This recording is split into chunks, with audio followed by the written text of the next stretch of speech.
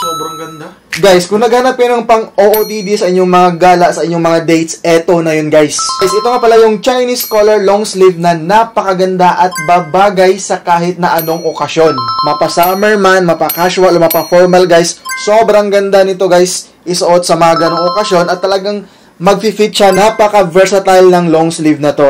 Kapag tinignan mo siya sa malapitan guys, makikita mo talaga yung quality ng kanyang paggagawa. Ito yung kanyang store guys, ayan.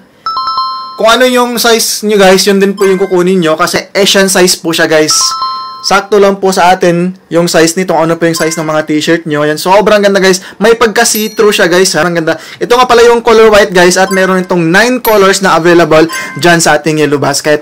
Yung kanyang pagkakalagay din ng mga buttons guys, sobrang ganda ng pagkakalagay ng mga buttons. Talagang saktong-sakto, pati yung kanyang tahi, yung tahi niya.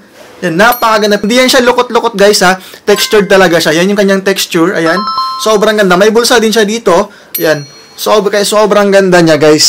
Halimbawa, may date kayo, naka-shorts ka lang. Pwede to guys. Or maski naka-long pants ka, sobrang babagay pa rin to. Sobrang ganda pa rin tingnan. Talagang pang-forma ang long sleeve na to. Yan o, sobrang ganda.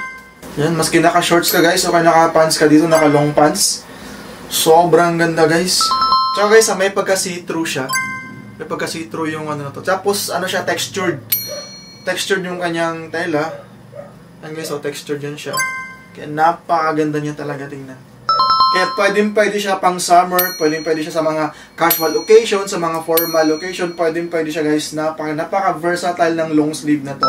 At saka guys ha, napakamura po nito kapag bumili ka sa mall ng ganito guys. Nasa mga 500, 600 plus yung ganito kaganda na ano, na mga long sleeve. 200 plus lang to. At guys, para makakuha kayo ng same quality nito, ilalagay ko na lang sa ating Yellow Basket. Let's go!